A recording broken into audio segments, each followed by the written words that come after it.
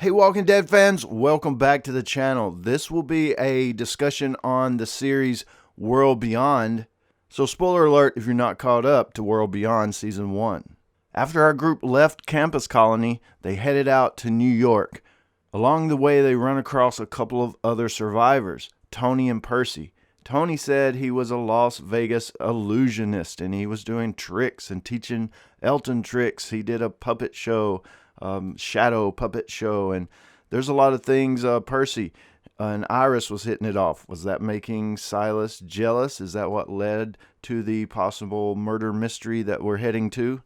In the last episode, looks like Silas could be a murderer. Is he or is he not? What really happened here? I think it's a setup, or not necessarily a setup, but something else happened. There's more details here.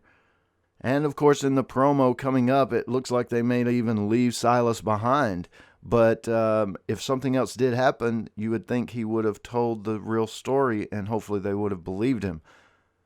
In that promo, Iris does say that Tony and Percy must have made some enemies out here, and that's what happened, something like that. So it sounds like at least they are exploring other possibilities other than it being Silas as well. But Iris actually had a date with Percy. Percy had set up the whole truck all nice and pretty like, so it seems like he really wanted the date to happen instead of it being a distraction. That is part of some of the theories out there, that the truck and getting Iris out there at exactly that time, 1 hour from now, it led to, you kind of thinking maybe that was a setup, a distraction for whatever else was about to happen. But if someone like, let's say, Percy and Tony had an enemy, seems like it would have come out of the blue, and Percy was interrupted and never made it to the date because of that. But the way it looks, the way the scene was found, footprints, bloody footprints of Silas's wrench, the bashed-in head of Tony. It looked like Silas was bleeding but got away. But we know that Silas did not drink. He passed up the drink when the group was in the huddle. But we see a bottle there. Is that, was he using it for defense, or was he really drinking? Did he start drinking after the group disbanded and got drunk later?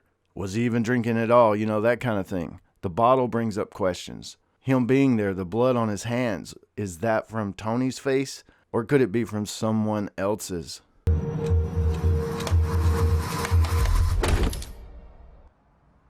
As Iris shined her flashlight, she went over to what looks like, is this a table? Something on the floor at the moment, but was it a table? Something bashed in, hit with her hands, with a head. Not sure if this means anything or if it's a clue. A theory of mine would be that Tony somehow got killed or bitten and was a walker when he came upon Silas, and Silas was just defending himself. As far as what happened to Percy and how all that took place, I'm not sure. Not enough evidence to really say. As of right now, Silas is our sole suspect. Percy, could be guilty, or as Iris was saying in the promo, they might have made some enemies. It could be someone else. All of those are options. The showrunner was asked in an interview about it, and he said it was definitely Tony. The way he talked, it was definitely Tony. It wasn't a stand-in. It's not like Tony and Percy are trying to pull anything on our group. They found some body that looked close enough to Tony that they could bash his head in, and it all seemed like, hey, that's really Tony, but Tony really got away, and all that kind of stuff. Just seems too far-fetched a little bit. Seems like Tony really is dead, and it seems like it was confirmed by the showrunner. It brings up the question, is it a crime of passion? Was it Silas? Did he do it? I don't think so. I think a whole bunch of you guys out there don't think so as well. I think that is how they're setting it up, that Silas didn't do it. But the showrunner did say, then at the end there, we see him clutching this open bottle, which could be booze. It does look like he likely maybe got a little drunk and freaked out a little bit and maybe did some damage.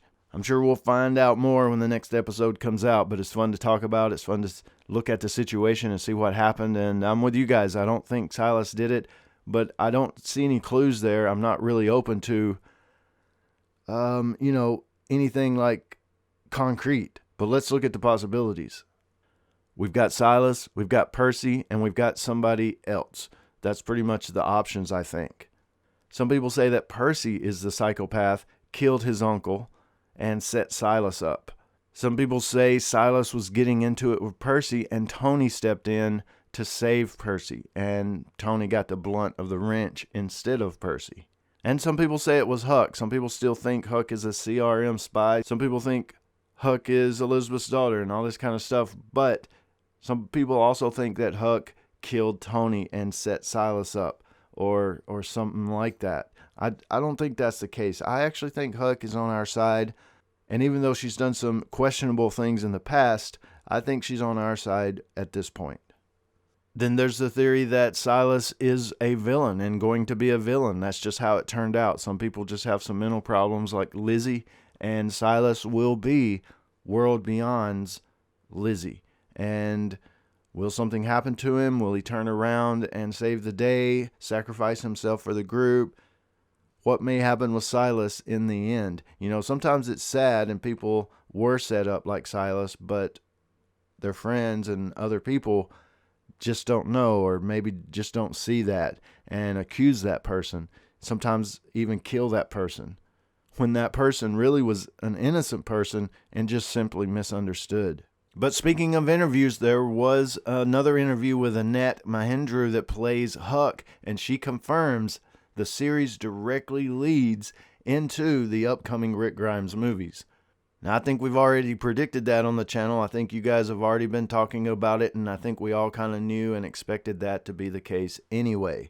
I mean, we've got the scientists looking for the cure. We've got the A's and the B's and the CRM and all of that kind of stuff. I mean, it almost had to, right? There was that rumor that Rick would somehow appear at the end of season 1 of World Beyond, but of course, AMC denied the rumors that would happen. It was up on IMDb, and then it was taken down by AMC request. The actor said in the interview that we're the lead up to the movies, so we're going there. All the questions fans have had for, I don't know, inherently a decade, right? Our show is the answers to that. So we are very much heading to CRM. I mean, that's the helicopter. We're getting really close, you know.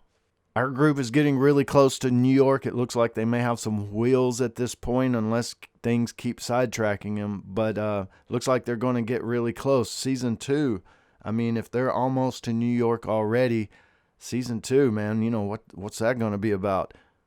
But definitely still a lot of explaining to do, left to do in the series, setting up the whole Rick Grimes movie thing and explaining the CRM thing more, where Rick is, and some things like that.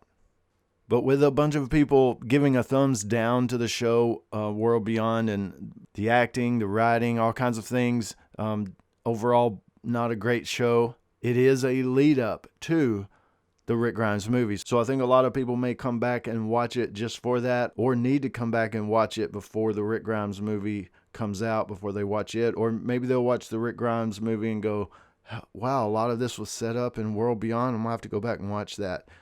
I have this vision in my head that I should be able to go back through World Beyond Season 1 and pick out just a few parts that do point to CRM or Rick Grimes or where he is, or the A and B thing or whatever. I can cut all those parts out and stick them together, and it won't be very long, you know, maybe 15 minutes possibly, I was thinking in my head, and that I could just put that video up and say, hey, here's all the pieces you need to know from World Beyond Season 1 without watching the whole thing. But we definitely got a murder mystery on our hands. Let me know what you think about that. And I think Annette, the actress that plays Huck, confirmed something we already knew, really, is that all of this is a lead up to the Rick Grimes movies. Hopefully they'll get even more and more involved with that, more and more details as we go along. But let me know what you think about it all down in the comments below, and I'll definitely see you there. Stay safe, stay healthy. This is James in Nashville. As always, thanks for watching. Don't forget to subscribe for more dead stuff.